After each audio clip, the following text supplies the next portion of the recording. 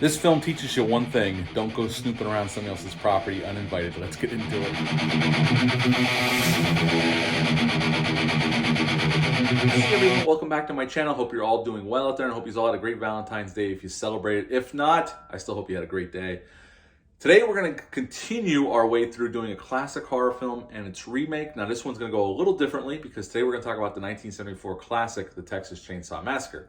We are going to talk about the Platinum Dunes remake, but it might not drop till next week because this Friday we got Netflix is dropping their sequel to this film, the original Texas Chainsaw Massacre film. I'm going to be watching that this week with my buddy Dale from the Bat and Spider podcast, and I'll have my review out for that quickly after that, and then we'll talk about the Platinum Dunes remake, and then we're going to move on to the Hitcher, the original Hitcher, and the remake of that one. But today we're talking about the 1974 classic, The Texas Chainsaw Massacre. Before we get into it, do me a favor, like, comment, subscribe, join me here. I would appreciate that. Click on a little notification bell. That way, every upload a video, you'll get notified and you can come back and see just what in the hell I got going on in this bitch. But today, Texas Chainsaw Massacre is rated R, although Tobe Hooper was aiming for a PG rating. That sounds insane to me, but the MPAA said hell no. They slapped it on an X first. Tobe Hooper had to do some cutting, and then they finally gave him the R. Came out October 11th, 1974. Hour and 23 minutes long, so it's a short watch.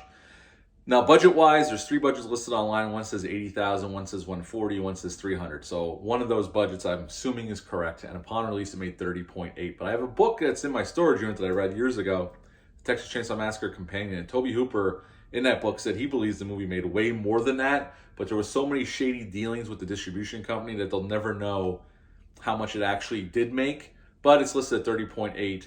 And at that time, that was enough to give it the crown of the highest grossing independent film of all time until 4 years later when a little movie called Halloween came out and dethroned the Texas Chainsaw Massacre. Now, Tobe Hooper co-wrote and co-produced this film with Kim Henkel, and Tobe Hooper directed this film. Marilyn Burns plays Sally. Paul Partain plays her brother Franklin.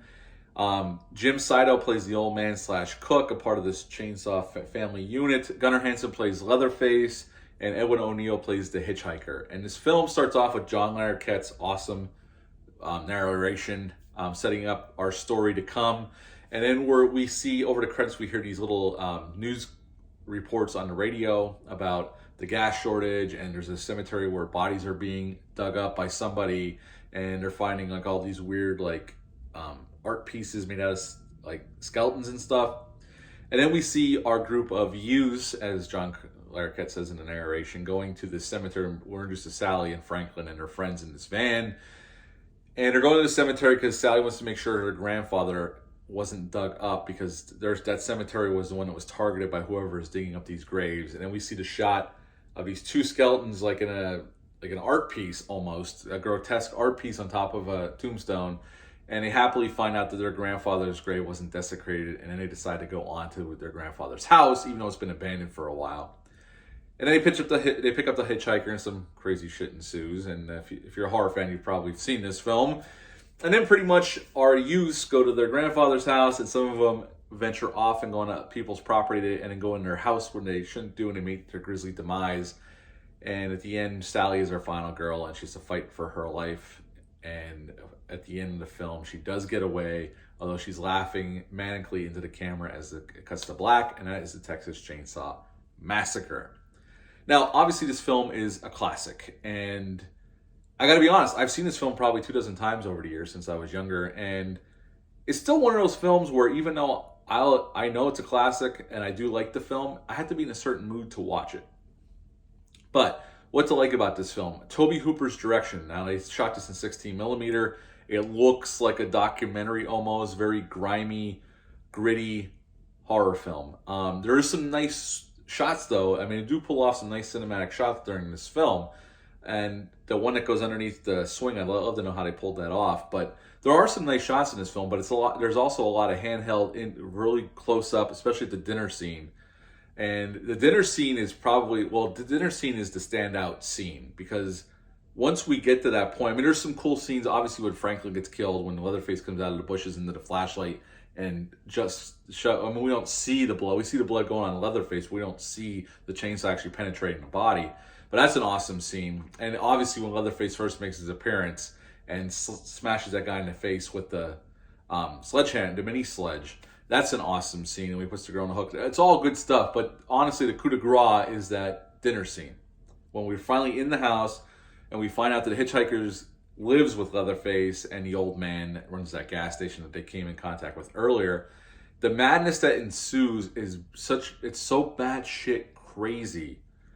And it's actually a very, especially the first time you ever see it, but it's a very uncomfortable scene to sit through. And I know that's what Tobe Hooper was going for, I would assume, because he ratchets it up so insanely that you can't help but feel uncomfortable. Even watching again last night, seeing this thing at least 24 times over the years, I feel uncomfortable during that scene, and it's a good feeling. It means the filmmaker is doing something to make me feel that way, and it's a well done scene with all the crazy ass shit going on. I love when Sally gets away and Leatherface chases her, and we get that final scene where the hitchhiker gets ran over, and Sally does get away, and Leatherface cuts his thigh with the chainsaw when he falls down. All good stuff. What are some of the drawbacks of the film? I think some of the acting is not the greatest. You could tell they didn't have a whole lot of money, but you gotta give them props. I mean, they went for it here. Other than that, it's probably my only negatives, because it's a short movie. Some of the acting's not the greatest. Obviously, the characters got to do some really dumb shit to get in this situation by going onto somebody else's property. They would walk right in this person's house. And it's like, who the F does that? But they do it, and they meet their grisly end that way. They get into the cannibalism stuff, obviously. At the dinner scene, they don't come out and say it, but it's implied that they're eating human flesh. I know they elaborate on it more in the remake, the Platinum Dunes remake, which we'll talk about next week, but they definitely hint at it here that these people are eating folks, for sure. And Leatherface does make an interesting bad guy and our main killer here, although the hitchhiker, and even, well, the old man says he doesn't take no pleasure in killing, but the hitchhiker might be maybe a little bit more crazier than Leatherface, maybe. But yeah, they're not good people, and they've been doing this for a long time, you can tell. During this movie, when they shot it, it was really hot in Texas. It was supposed to be a 2-week shoot, went to 4 weeks. A lot of the costumes, like Leatherface's costume, they had one version of it, and they couldn't wash it. So Gunnar Hansen, like they said, he stank. And when they shot the dinner scene, they shot it during the day. So they said inside that dining room was like 120 degrees. And the food they did put out rotted so quick, it stank so bad that it was making people nauseous. But yeah, they always said, and over the years, if you ever read interviews, this wasn't a very pleasant movie to make. It was very low budget, even a little dangerous. People got hurt making this film. And I mean, it was a film, they were trying to get a movie out into the drive-ins, and this was their idea. And it went on to become a classic, you know. When it was first released, the critic rating was mixed.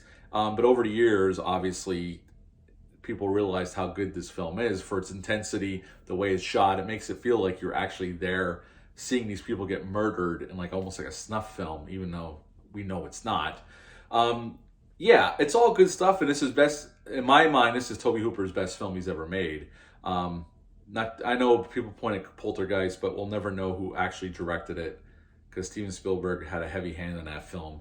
But I would say this is Tobe Hooper's best film by far over his career, and it's definitely a classic, and it put him on the map, and he went on to do other things over the years, and I know the man has passed away, sadly. But yeah, Texas Chainsaw Massacre is a definite classic, and I would give the original, the Texas Chainsaw Massacre, 9.5 out of 10. Yes, 9.5 out of 10 for the original Texas Chainsaw Massacre. If you've ever seen this film, leave a comment down below, let me know. Hit the thumbs up, hit the subscribe button, share this video, I greatly would appreciate that.